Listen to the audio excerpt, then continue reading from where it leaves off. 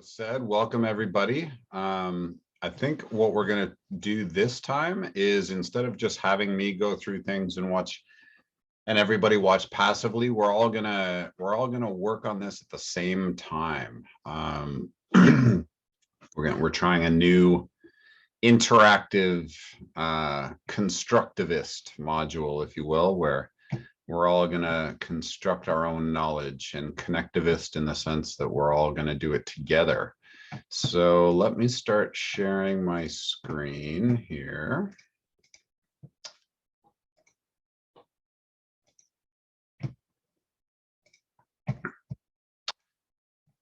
So this is the Coding Room's main website. I hope you've all seen it now. Some things you might want to check out are actually the blog. So there are a lot of helpful resources here, including previous videos, tutorials that we've done, and all sorts of things here. So the blog is actually really helpful if you want to stay up to date on the latest and greatest. But I'm just going to go ahead and click log in. And then I log in with Google because I hate remembering new passwords. So I try to do that with everything. I've got a lot of classes here. I use Coding Rooms for everything. So you may not see all these different things. So hopefully everybody can log in and then click on new course.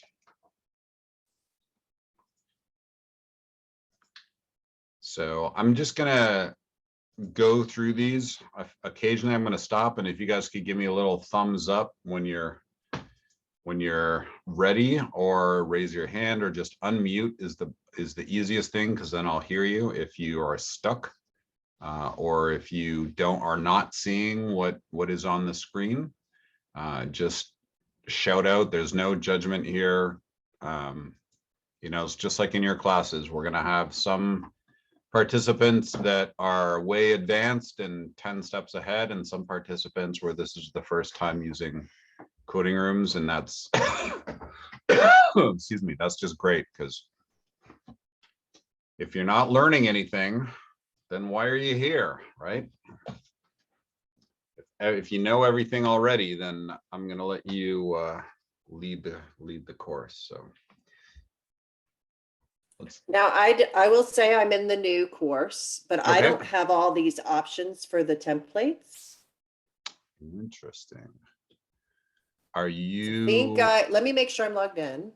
Yep. And let me make sure that you're in app.codingrooms.com. I'll post a link in the chat here. Yeah, I'm there and I am logged in, and I have some of these classes in my dashboard. I found them at some point, but they're not an option as a template initially. You know why that might be, Joe? I have to assume that you are looking at the classic version of Coding Rooms. Yeah, so maybe try typing. Are you in app.codingrooms.com or just codingrooms.com?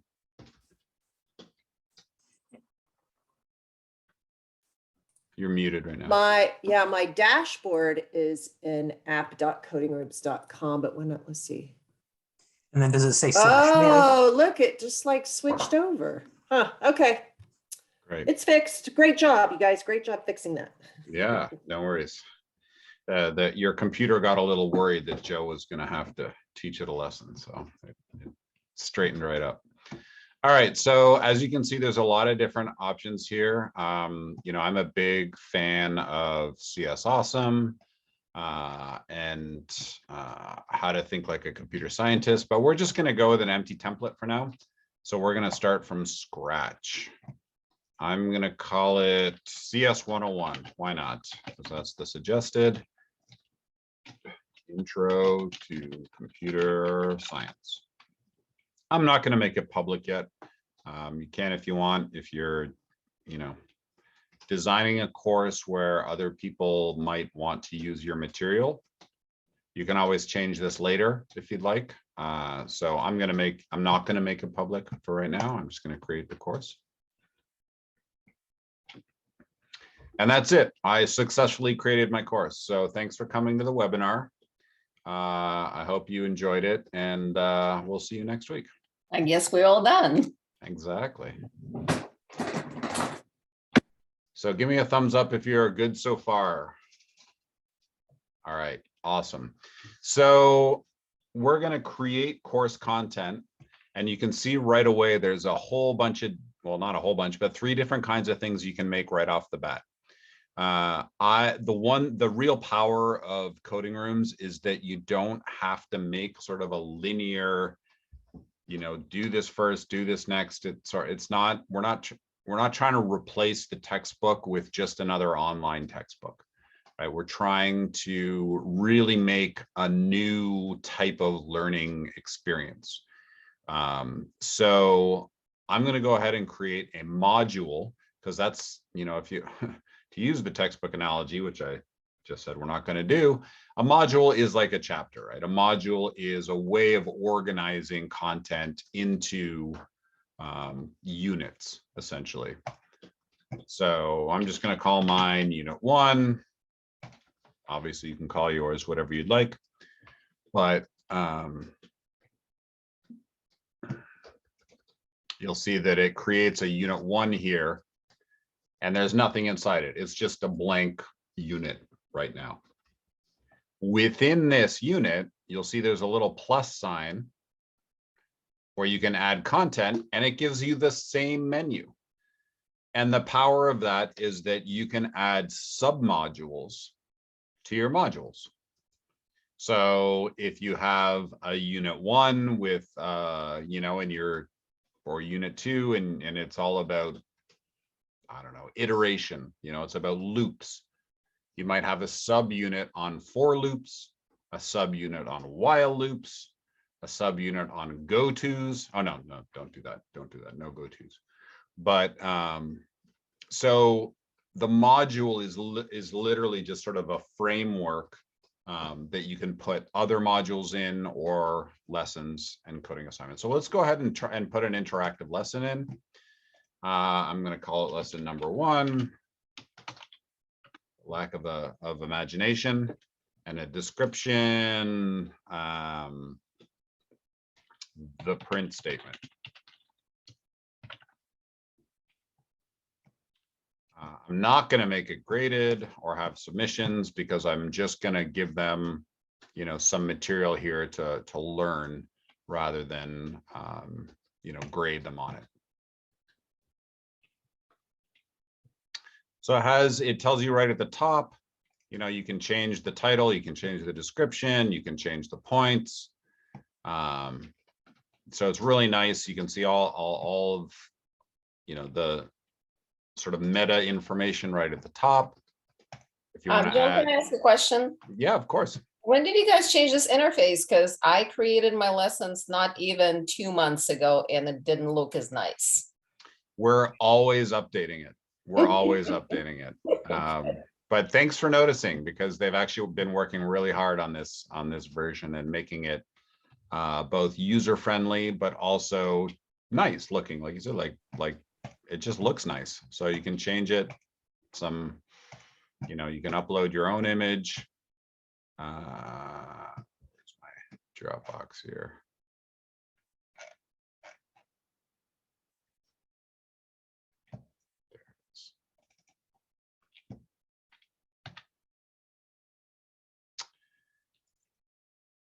So here's a nice picture, me and my daughter camping, or you can, add a nice little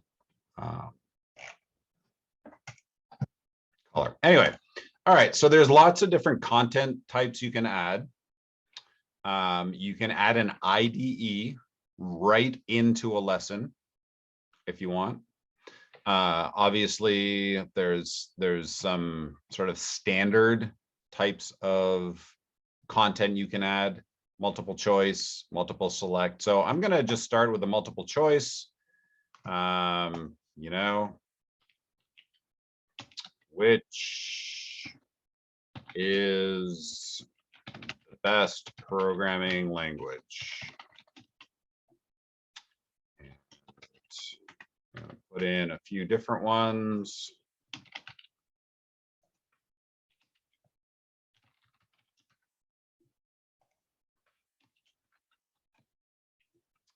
And then you can choose one or, you know, multiple to be the correct one. So I'm going to choose Python here to be the correct one. Oops, I unselected it by clicking it twice. And you can select a number of points. So it's really intuitive. All, you know, multiple select, the short answer are all really standard the way you would expect them to be. Drag and drop, you've all seen before. You may not be familiar with creating these types of problems, but it's just a way, it's a matching. You know, you match one thing on the left with one thing on the right. So that's, I'm actually, you know, well, yeah, why don't I just put it in and then you can, and then I can show you once. Container name A, B, and C. So you can actually drag and drop these into the correct location.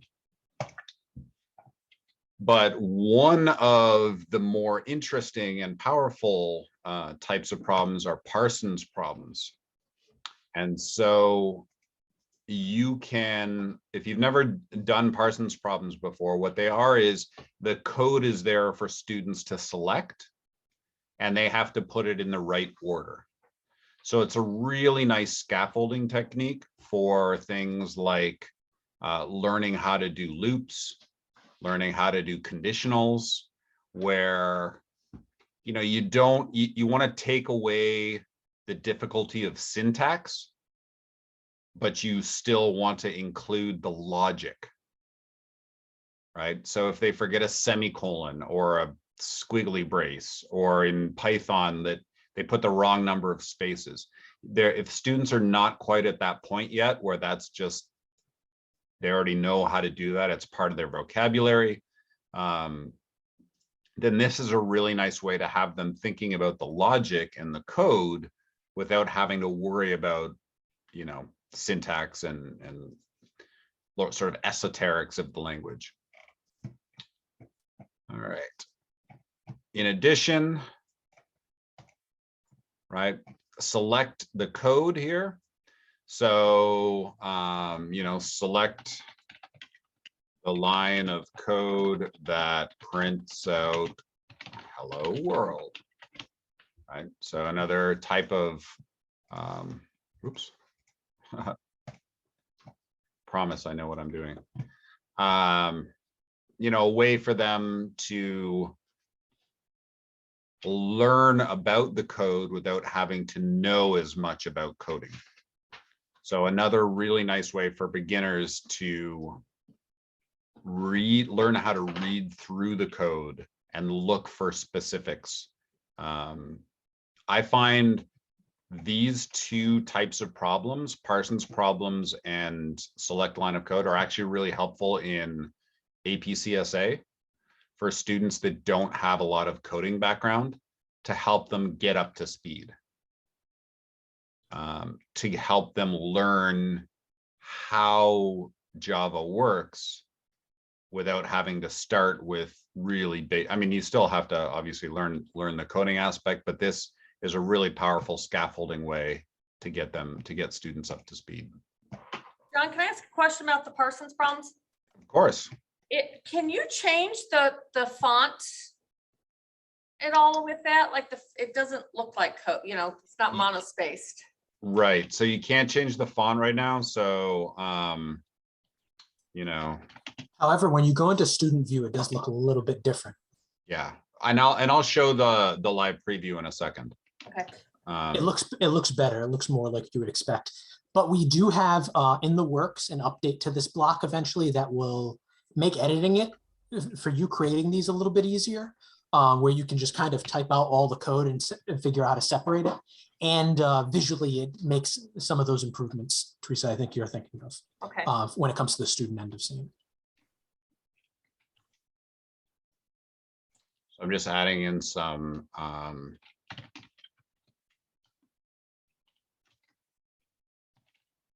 examples here. And yeah, it's not monospaced, but so you can just drag this over, and I'll show you that from the student view in a second.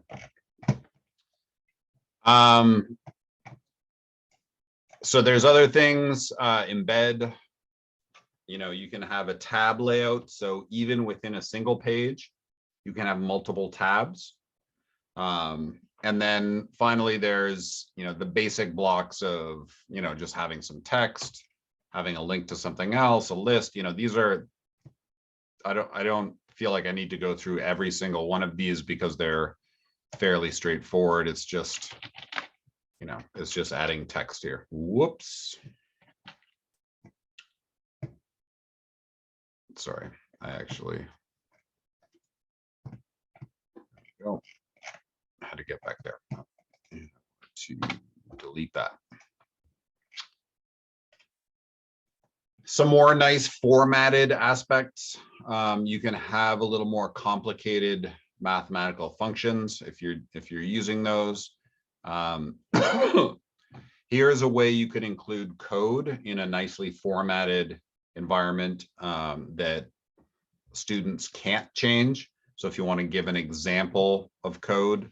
That is my favorite blog, by the way. The static code.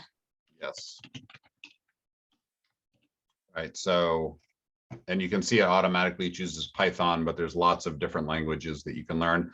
I'm just using Python because that's what I mostly teach. But all of these examples would work equally well with any language.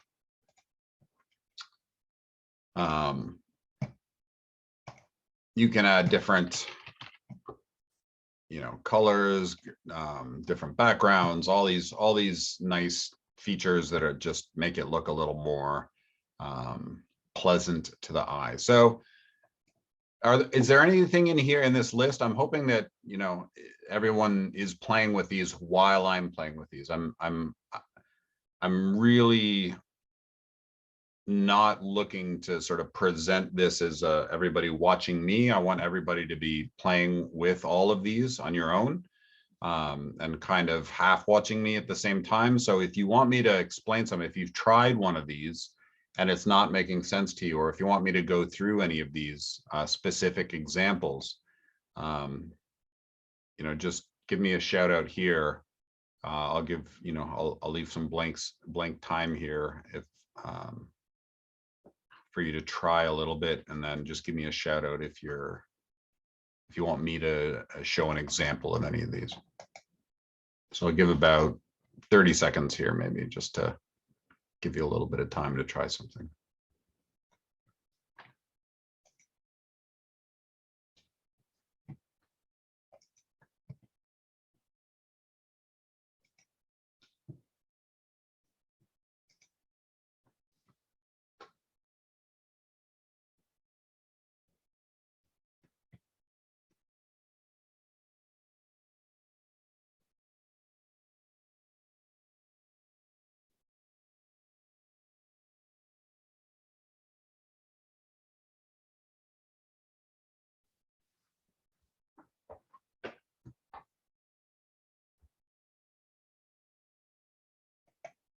All right.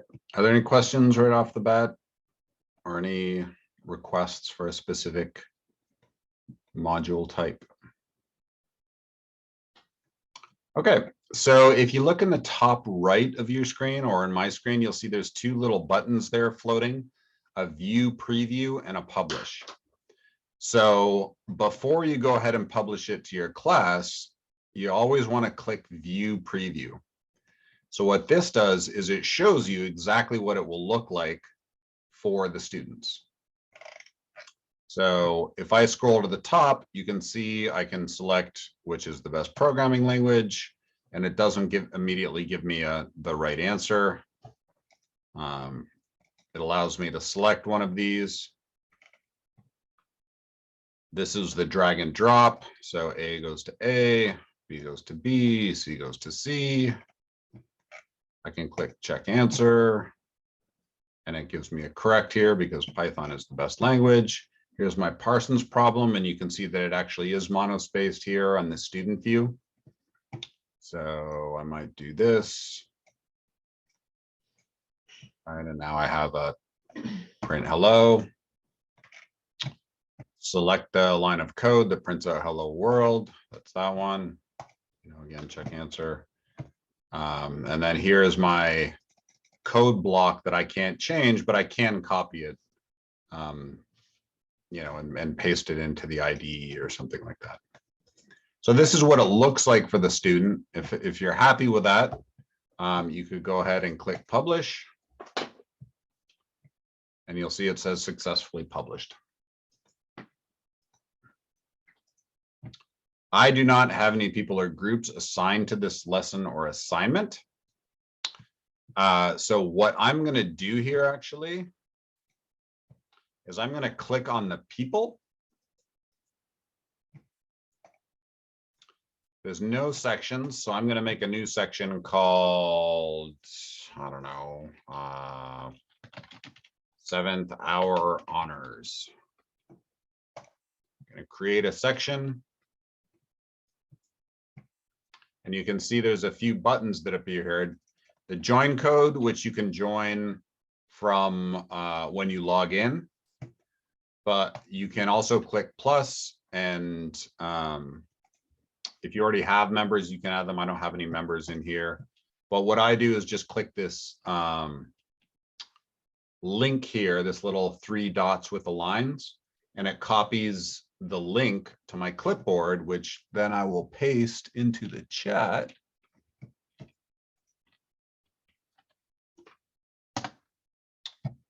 So you all can join my class if you'd like. You don't have to, but I just wanted to show you how what I do is I paste that into Google Classroom. That's kind of one of the first thing that we do every semester is I create that link, and then I make a 1-point assignment that has them join. So if somebody wants to click it, maybe Joe, if you want to click it. Oh, there's 3 learners already. You can see if you click the settings, you can actually change the join code if you'd like. You can change the title, you can change the description. I'm not going to actually save this because I already pasted it. But you can make the join code 7th hour honors or something like that, just to make it easier for your students. So if you click on all learners, or if I click on all learners, you can see all the students that are now in this section. If you guys would like to create a section and paste your link just to practice and put it in the chat, then Joe and I are happy to join your course. So you can see what it looks like to have students in your class.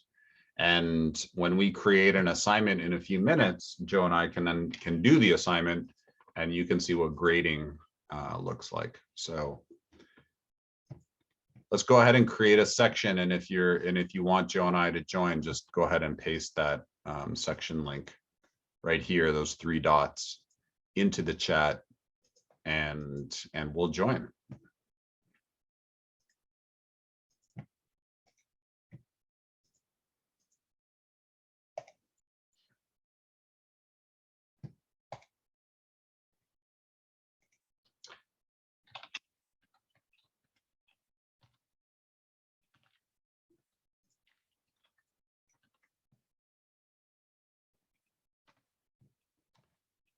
If you're lucky enough to have a TA or other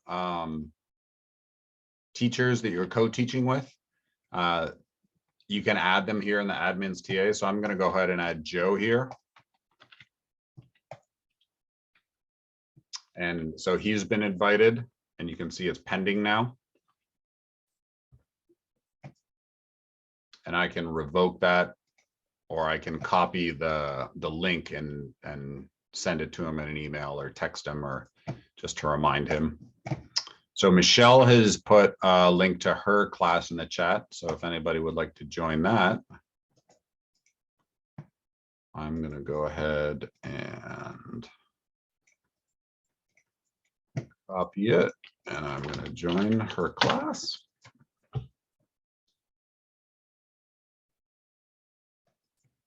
Awesome. So now you can see what it looks like for a student to join a class. Michelle hopefully can see me in her roster in her section, whatever she called her section. Or in all learners, she can see me. I'm guessing probably Joe.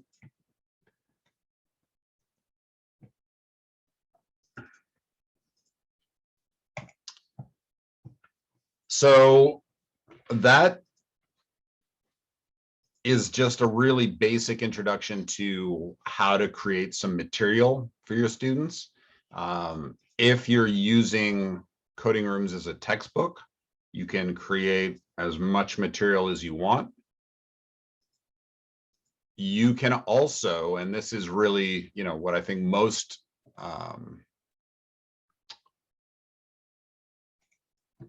teachers are going to want to do is add coding assignments.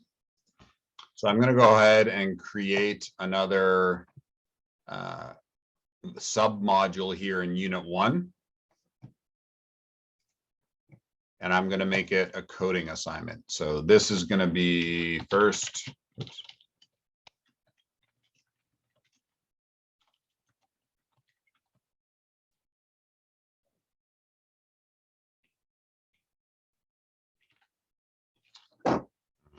Learn to print in Python. And this is going to be graded. I'm going to let them submit as often as they want. And I'm just going to change it from JavaScript to Python. But again, you can use whatever language you're most familiar with.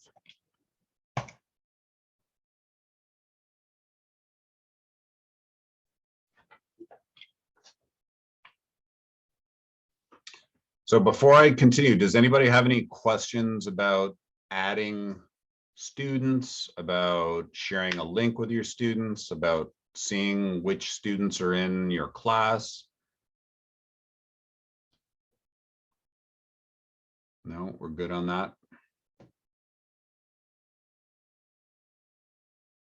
Okay. All right. So I am going to make a little assignment here that the student has to fill in a function that prints out whatever argument is passed into that function. So it gives you a little template here, and this is what the student will see in their assignment. So you can give them as much or as little code as you want to start with. And you can run it right here in the template to see what happens. So the default just says print hello world. This is Python 3. So you can see the output down here is hello world. This is Python 3. But what I like to do is say you need to fill in this function so that it prints out the argument or parameter if you're a Java type of person. So def printout, and the argument is going to be text. And I will say your code goes here. Something like that. And I will add in a test case. Printout. Hello, teacher. And say, this is a test case for you to use, something like that. So right now, when I click run, it does nothing, right? This function, as I'm sure you all know, having taught CS now, just returns. It doesn't actually print anything out. So this is the template that I'm going to give the student. If you would like, you can add auto grading. So you can add test cases to the test bench. So I'm just going to add a test case. hello world. It's going to be 1 point. And I'm going to use something called a unit test. And we have full webinars on how to use unit tests, but I'm just going to go through this a little bit quickly. You don't have to do this. You can manually grade all of your assignments if you'd like, but I just want to quickly point out that you can also add auto grading if you want to, excuse me, if you want to do that. So I'm just going to make this a little bit, whoops. Here's my test bench.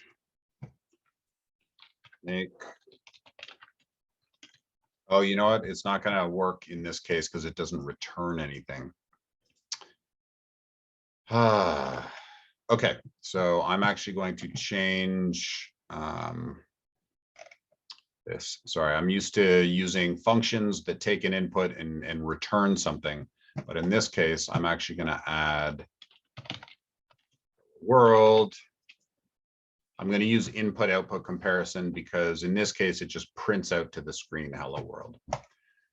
So in this case, we don't really have any output. Or sorry, we don't have any input. The output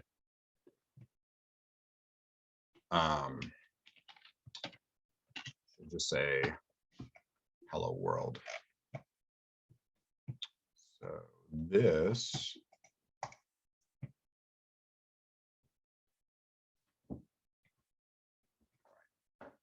So this doesn't print anything out at the moment, so it fails the test cases.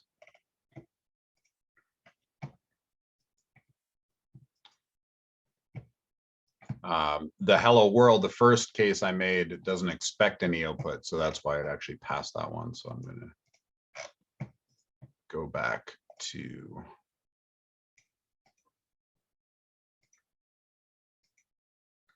my assignment.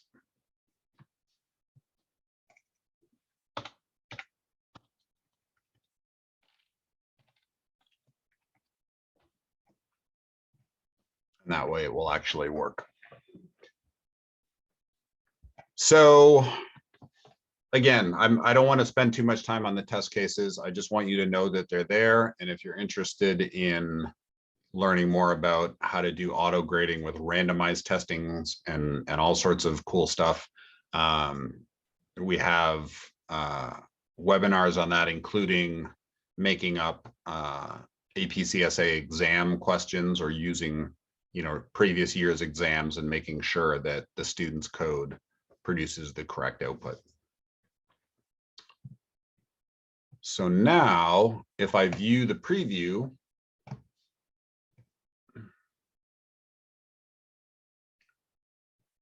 you'll see that this is what the student will see. And I can try it out. I can say print text. And I can click check answer. And it passed both of the tests.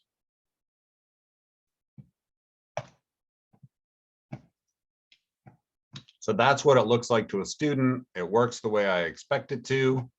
I can reset it to the template to remember what it looks like for a student. It deleted the code that I just typed in. It works the way I expect it to. So I'm going to go ahead and click publish. So Joe, Victoria, and Michelle, and Teresa or Mary can all, if you go in to this classroom now, you will see that there is both lesson 1, which is what we worked on at first, and my first coding assignment, which will look exactly like this. And Joe has already solved it because he is an elite level coder. So as a teacher, you can see on the right-hand side here who is working on it, when the last time they worked on it, whether they have solved it, and how many submissions they have. So it's a nice little summary right here on the right-hand side to see, to immediately see where your students are at. You know, and if your students are not active now or active within 5-10 seconds, you can always walk over to their desk and say, why are you playing Minecraft instead of you know, doing this assignment? And Victoria, it took her 2 tries. You can see the little number 2 there, but she got it right.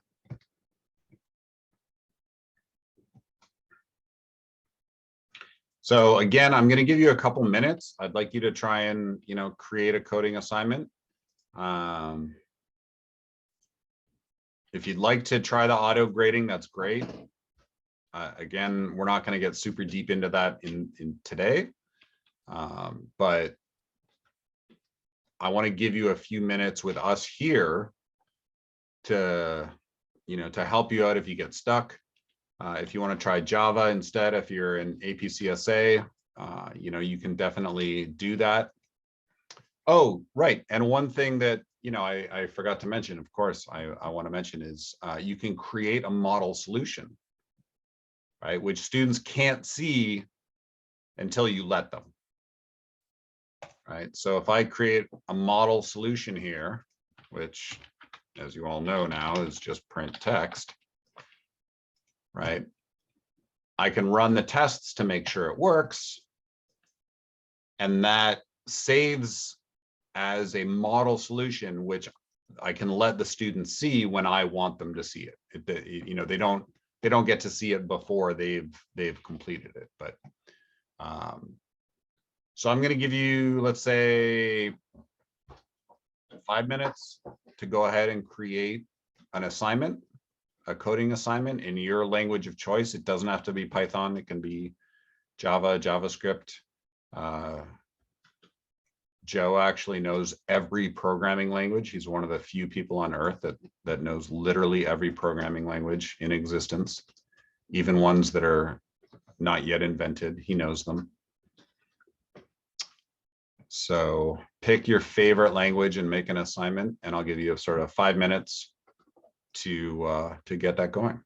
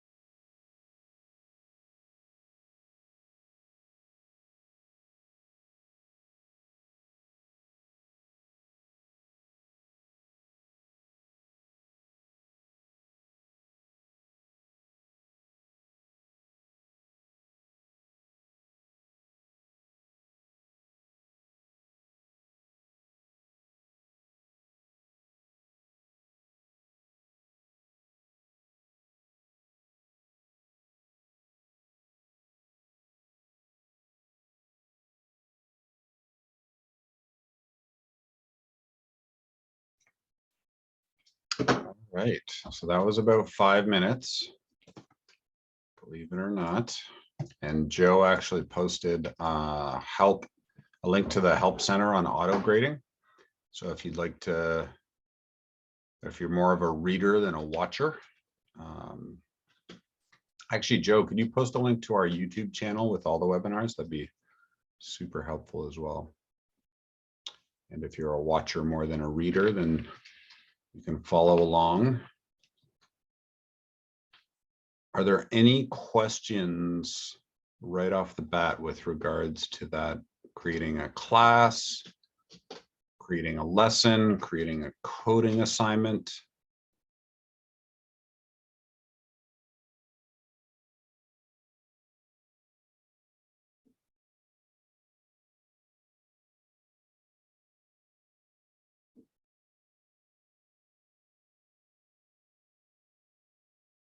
Okay, awesome. Well, I want to show you a couple more features. One of the coolest features is the timeline. So I've brought up Teresa's code here. You can see that I can see everybody's code over here that has joined the class. So Michelle hasn't submitted anything yet. Joe submitted one. Mary has submitted. Victoria, Teresa. So I'm going to go ahead and look at Teresa's code here. She actually hasn't submitted it, even though she ran the tests. Are you sharing the screen? Because I don't see it. Thank you. Yep, I got to share that screen. All right, so I got to go to the coding assignment. I go to Teresa. All right, so this is Teresa's code right here. I know it looks a lot like mine, but Teresa actually typed it out herself. And one question we always get is about plagiarism. And how do you know if this is a student's own code or not, especially with introductory courses where, you know, print hello world can only be written so many ways, right? Well, if I click on this little link right here, there's a little triangle with a circle around it, an arrow circle that says playback. I can actually go through character by character what Teresa did. So I can watch her typing in all these characters, even including her typos, character at a time, all the way until, you know, she finished editing it. And if she comes back tomorrow and starts adding more, it'll add on to that timeline there. So if you see someone going through this timeline and they type a little bit, doesn't work, type a little bit, doesn't work, and then all of a sudden they have 50 lines of perfect code, you might see that as suspicious, right? Or they copied and pasted it from someone else. So this is a nice feature just to make sure that, you know, students are going through it and figuring it out themselves and not just copying and pasting it from somewhere else.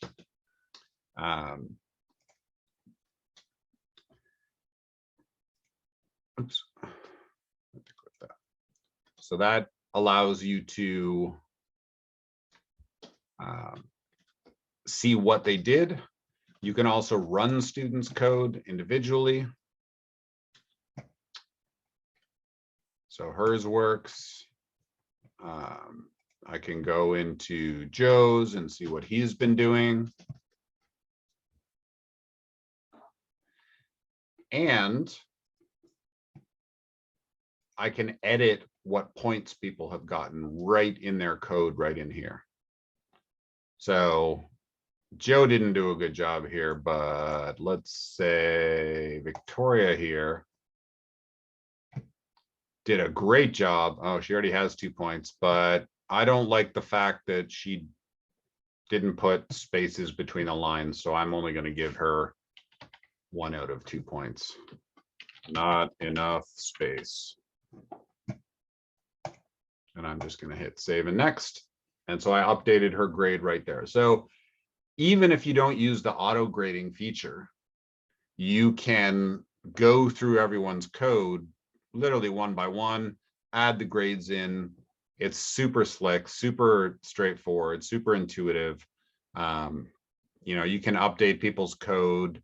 You can update people's grades to be what you think it should be, overriding the auto grader if you want.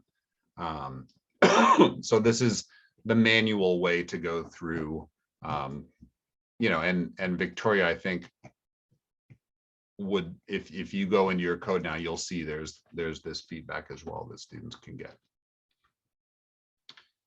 And if you look at it while they're typing, it will actually update in real time for you as well. So that's another really nice feature, is that you can, you know, if you need to help someone in real time, whether they're right in your classroom or at home, you know, you can watch them and help them in real time with their code. So going through some of the other features, here's the, you know, the overview of the course. You can go into the lessons, you can go into the coding assignments. We've been through those basics. You can see the people in the course.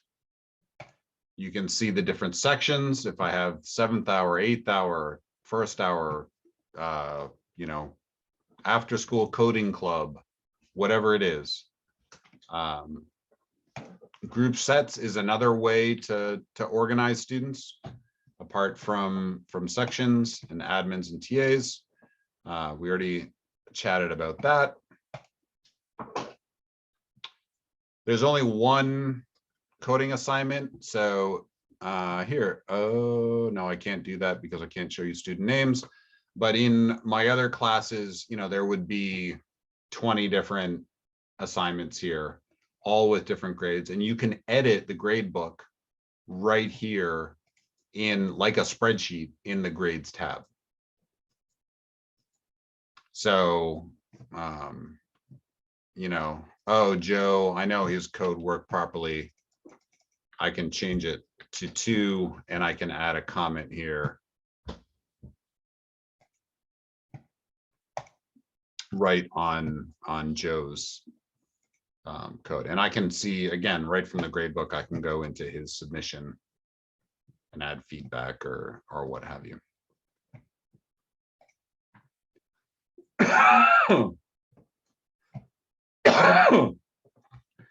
I can also see, you know, I can also download that into a spreadsheet if that's more helpful to people, into CSV, if you need to upload that into Google Classroom or Skyward or whatever grading system that you use. It, you know, it allows you to do that pretty quickly.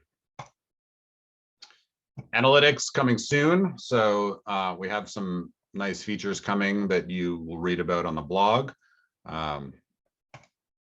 And also workflows. So those are some features that aren't implemented yet, but are in production. So if you have, speaking of which, if you use our system, especially as new users, we love to get feedback from you, because the majority of our users are new users.